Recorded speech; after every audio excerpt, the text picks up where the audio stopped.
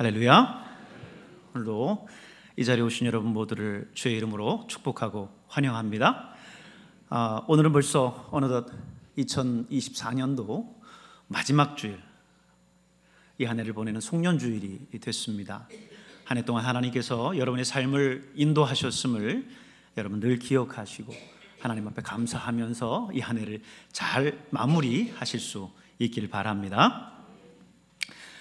저는 오늘 이 말씀을 금요 성령 집회 때 잠시 짧게 나눴었는데 우리 성도들 모두와 함께 나눴으면 좋겠다라고 하는 마음으로 함께 말씀을 준비했습니다. 오늘 본문을 보면 5절에 눈물을 흘리며 씨를 뿌리는 자는 기쁨으로 단을 거두리로다 말씀했습니다. 여러분, 이 말씀이 영원한 진리예요.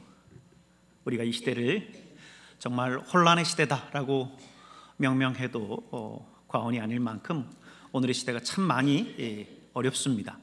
하지만 우리는 기도로 씨를 뿌리면 반드시 기쁨의 열매를 거두게 될 줄로 믿습니다.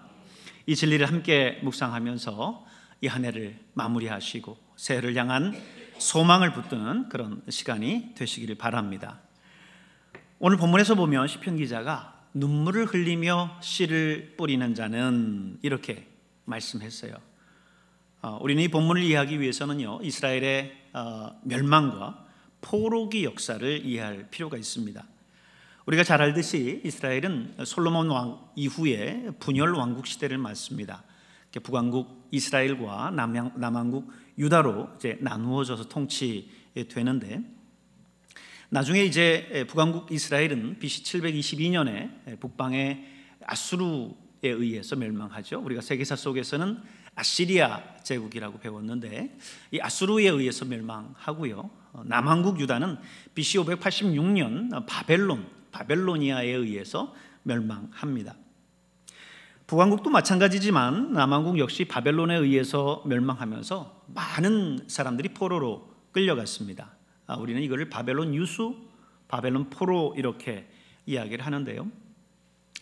우리나라 역시 일제 36년이라고 하는 나라 없는 서름을 겪었기 때문에 머나먼 이국 땅에서 포로로 끌려가서 살았을 이들의 삶이 얼마나 비참하고 서럽고 힘들었을까를 우리는 잘 이해할 수가 있습니다.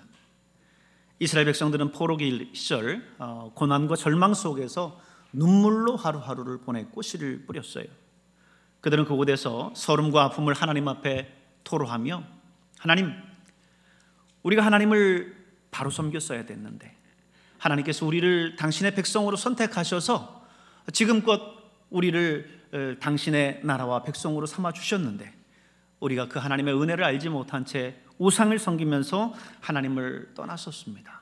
하나님, 우리를 용서하여 주시옵소서. 우리를 불쌍히 여기시고 긍휼히 여겨 주셔서 우리를 회복시켜 주시옵소서. 간절히 기도했어요. 그때 예레미야는요, 예레미야 29장을 보면 바벨론의 포로로 끌려가서 그렇게 절망 중에 있는 유다 백성들에게 편지를 합니다. 그 유다 백성들에게 이제 너희가 지금 끌려가 바벨론에서 생활하고 있는 그 현실을 받아들여라. 그리고 그 땅에서 이제 정착하고 살아라.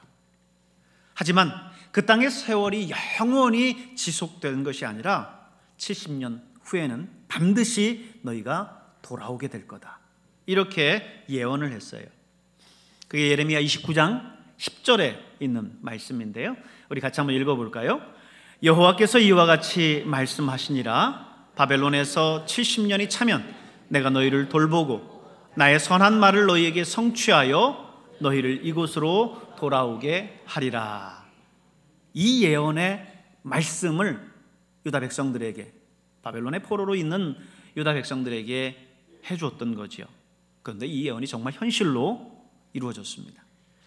주전 539년경 바벨론이 페르시아에 의해서 멸망하면서 페르시아의 왕이었었던 고레스가 칙령을 내리는데요, 모든 유다 백성들은 예루살렘으로 돌아가라, 그리고 그들의 성전을 그곳에서 재건하라, 이렇게 합니다. 그 내용이 성경에도 기록이 되어져 있어요. 에스라 1장 1절에서 3절에 있는 말씀입니다. 우리 한번 더 같이 읽어보도록 하겠습니다. 바사왕 고레스 원년에 여호와께서 예레미야의 입을 통하여 하신 말씀을 이루게 하시려고 바사왕 고레스의 마음을 감동시키매 그가 온 나라에 공포도 하고 조서도 내려 이르되, 바사왕 고레스는 말하노니 하늘의 하나님 여호와께서 세상 모든 나라를 내게 주셨고 나에게 명령하사 유다 예루살렘의 성전을 건축하라 하셨나니 이스라엘의 하나님은 참신이라. 너희 중에 그의 백성된 자는 다 유다 예루살렘으로 올라가서 이스라엘의 하나님 여호와의 성전을 건축하라. 그는 예루살렘에 계신 하나님이시라. 야, 여러분 놀랍지 않습니까? 지금 유대인들이 그곳에서 바벨론의 포로로 끌려가 있는 그 상황 속에서 거기서 무슨 결사대를 만들고 독립운동을 하고 무장투쟁을 해서 얻은 자유가 아닙니다.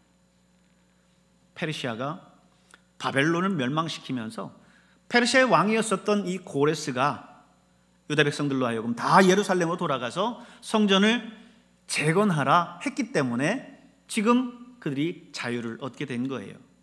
그것도 놀라운 거는 그냥 그 땅에 있다가 돌아가라고 한 것만으로도 놀라운 건데 빈손으로 돌려보내지 않습니다. 유다 백성들이 머물렀던 그곳에 함께 살던 그 거류민들에게 금과 은을 그들의 손에 들려서 돌아가도록 하라고 명령을 해요. 그것으로 유다 땅 예루살렘에 가서 성전을 건축하라라고 한 거예요. 하나님을 믿는 그런 유다의 왕이 아닙니다. 이방 백성의 왕인데 그의 입을 통해서 바로 이런 조서를 내리게 한 거예요.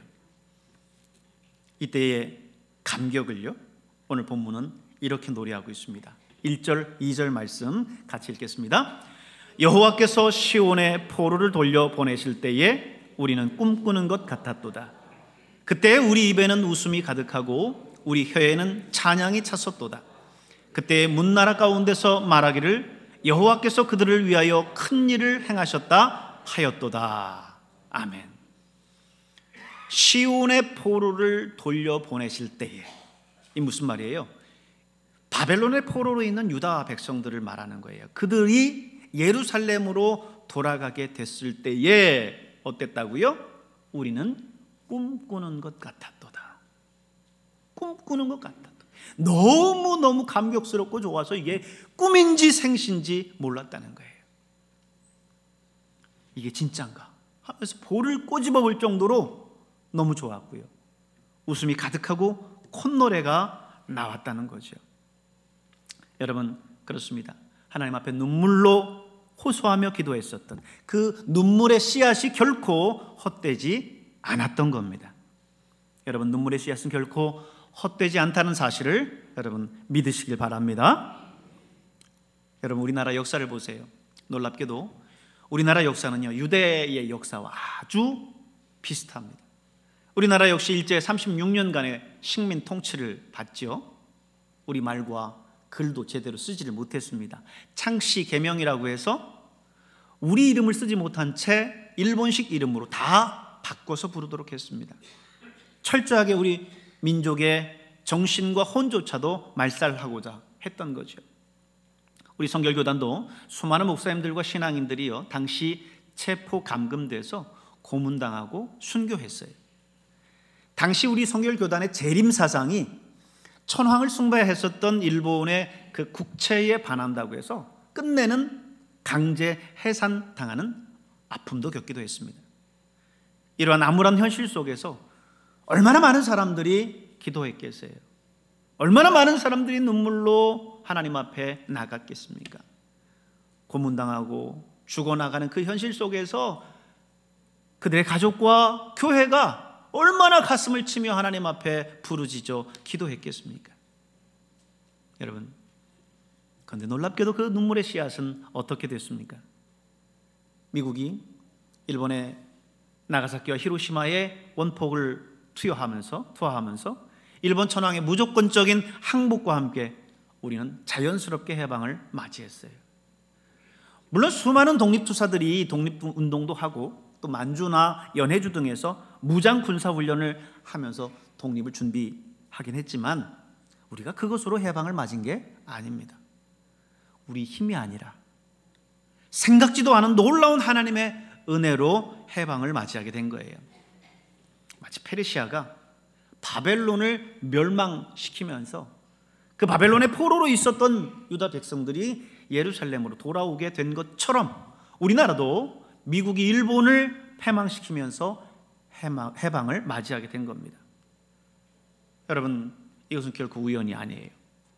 수많은 이들의 눈물의 씨앗이 있었음을 기억하시길 바랍니다.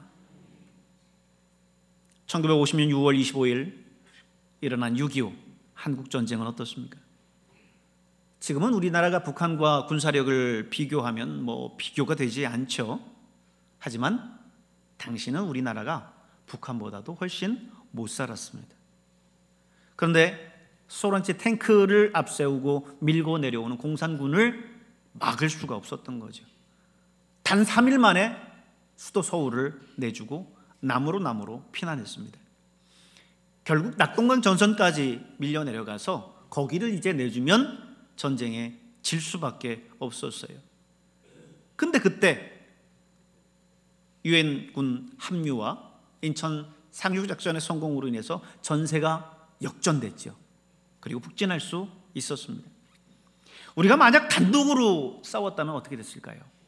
지금쯤 우리나라는 공산화돼서요, 지금의 북한의 현실을 저와 여러분이 마주하고 있을 겁니다.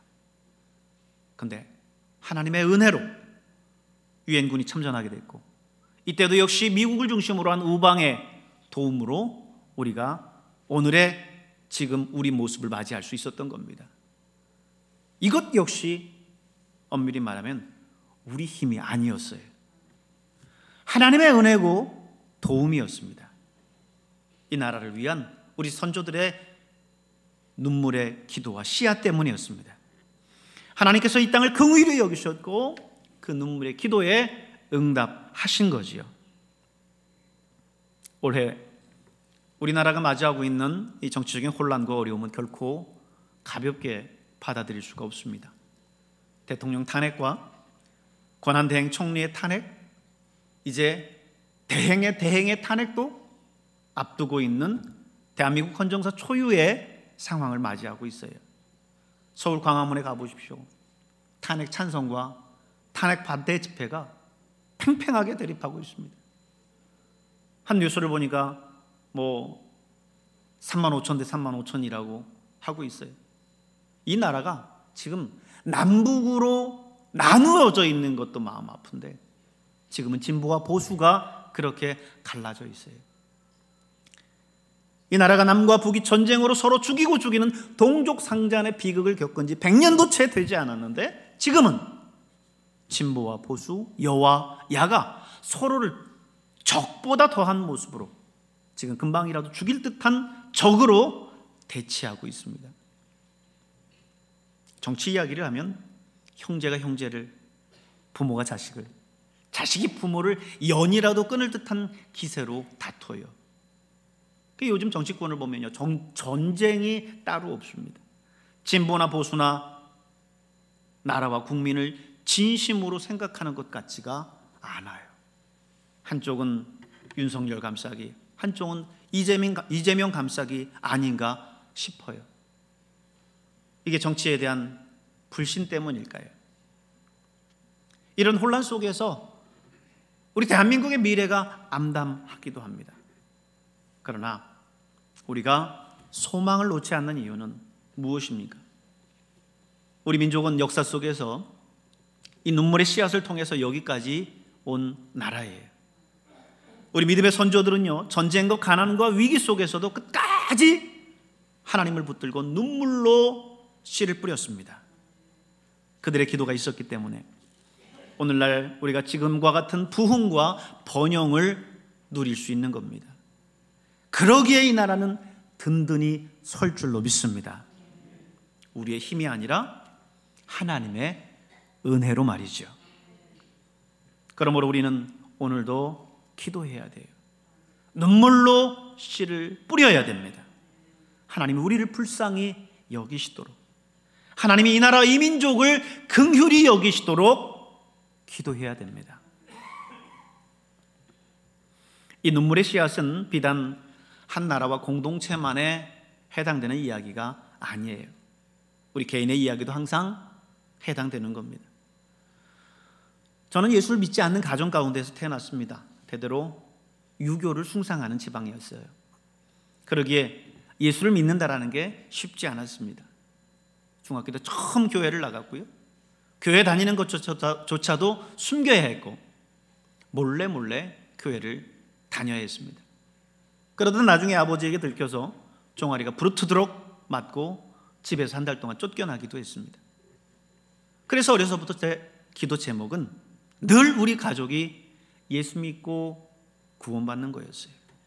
무엇보다도 우리 부모님이 예수님 믿는 거였습니다. 교회 갈 때면 온 가족이 함께 어머니, 아버지, 딸, 자녀, 자손 함께 교회 나오는 그 가족들이 얼마나 부럽던지요. 그래서 학교가 끝나면 늘상 교회에 가장 먼저 들러서 강대상 앞에서 무릎을 꿇고 1시간 동안 내내 엉엉 울었습니다.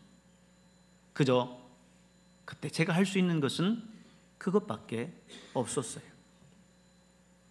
그런데 그 기도는 1년이 지나도 2년이 지나도 5년이 지나도 10년이 지나도 응답되지 않았습니다. 제가 신학을 하고 목사가 됐는데도 아버지는 믿지 않으셨습니다.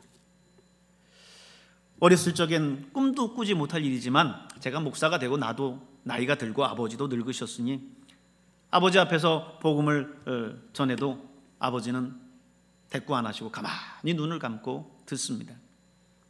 어쨌든 들으니까 전해야지 하고 끝까지 복음을 전했어요. 이게 왜 꿈도 꾸지 못할 일이었느냐면요, 어렸을 적에 제가 밥상머리에서 기도하고 눈을 뜨면 제 밥이 없어져 있습니다. 이게 내가 준 거지 어디 하나님 아버지가 준 거냐고 가져가요. 심지어는 밥상을 아예 둘러 엎으실 때도 있었습니다.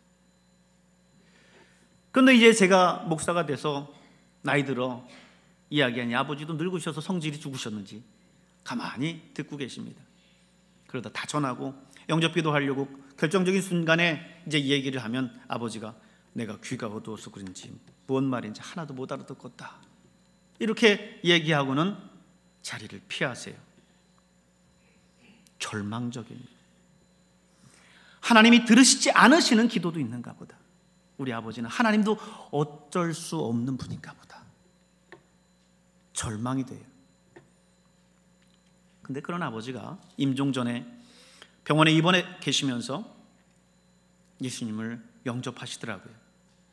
기도도 따라 하시고 아멘 하시고 그 무거운 입에서 아멘이라고 하는 그 말이 나오는 순간 얼마나 감격했는지 모릅니다. 마지막 예수 믿고 가셨어요. 운명하시면서 아들 목사가 수술실에서 펑펑 울면서 그 영혼을 위해서 기도하시는 그 기도를 들으시고 가셨어요. 눈물의 씨앗은 반드시 열매를 맺습니다. 저희 어머니는 언제나 장독대에다가 정한수 떠놓고 우물에다가 시루떡 해놓고 손이 발이 되도록 빌었던 분이에요. 몸이 편찮으셔서 늘 아프셔서 병이 떠나지 않으니까 무당을 불러다가 구슬하고 시퍼런 부엌칼을 가져다 놓고 굿하는 것을 어렸을 적에 가슴 졸이면서 쳐다봤습니다.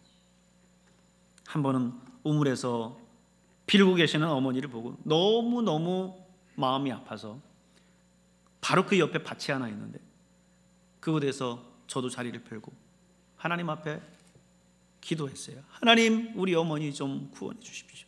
저 우상 섬기는 거 어리석고 잘 모르는데 하나님 구원해 주십시오. 펑펑 울면서 기도했어요. 그러면서 그곳에서 방언으로 랄랄랄랄랄랄라 막 기도를 했어요. 한참을 기도하고 일어났는데 어머니가 저를 물끄러미 쳐다봅니다. 어머니가 방언이 뭔지 알겠어요. 저를 보시고는 저러다가 자식 하나 미쳐 망치겠구나 생각을 하셨는지 어머니가 저한테 말씀합니다. 내 다시는 이제 이런 거 안 한다. 그러더니 정말로 그 이후 다시는 안 하셨어요. 그 후에 교회 나가시고 뒤늦게 늦가기 집사도 되셨습니다. 그 어머니가 지금 93세 내년에는 94세세요. 지금 치매가 있으셔서 제가 저를 찾아가면 제가 늘 꼴찌니까, 막둥이니까 저를 알아보는 것에 안도하고 돌아옵니다. 얼마 전 폐렴으로 염증 수치가 너무 높으셔서 응급실을 찾으셨다가 지금은 이제 잠시 좀 나아지셔서 일반병실로 옮겼긴 했지만 연명치료에 대한 각서를 받아 놓아야 될 정도로 상태가 좋지 않으십니다. 저도 기도하기는 정신이 있을 때 아들이 기도하면 알아들으시고 또 고통 없이 주님 나라 사모하면서 가시기를 기도하고 있어요. 여러분도 이 자리를 빌어서 함께 기도해 주시기를 바랍니다. 그래도 하나님 알지 못하고 우상만 섬기던 우리 아버지 어머니, 하나님 알고 영접하게 하신 것을 저는 믿고 감사합니다. 강단 앞에서 매일처럼 쏟았었던 어린 중학생의 눈물을 주님 보셨고 그 눈물의 씨앗을 통해서 열매를 거둔 줄로 믿습니다. 자, 오늘 본문은 눈물을 흘리며 씨를 뿌리는 자는 기쁨으로 단을 거둔다 말씀하셨어요. 울며 씨를 뿌리러 나가는 자는 반드시 기쁨으로 그 곡식단을 가지고 돌아온다 말씀하셨습니다. 눈물의 씨앗은 반드시 기쁨의 열매를 가져다 줍니다. 오늘 여러분이 눈물로 기도하면서 뿌리는 씨앗이 있으십니까? 씨앗을 뿌렸는데도 불구하고 아직 싹이 나지 아니하고 열매를 맺지 못한다라고 좌절하고 절망하는 것이 있습니까? 기억하십시오. 하나님은 반드시 그 열매를 거두게 하십니다. 사도 바울은 고린도후서 9장 6절에 적게 심는 자는 적게 거두고 많이 심는 자는 많이 거둔다 그랬어요. 갈라디아서 6장 9절에는 선을 행하다 낙심하지 말지니 포기하지 아니하면 때가 이름에 거두리라 말씀하셨습니다. 지금 응답이 없다고 낙심하지 마십시오. 포기하지 마십시오. 눈물에 씨앗을 심는 사람은 반드시 기쁨의 열매를 거둡니다. 오늘 여러분이 기도하는 기도의 제목들, 올 한 해도 그렇게 기도했는데 아직 응답이 없습니다 하시는 분들이 있습니까? 반드시 거둘 줄로 믿습니다. 기도하겠습니다.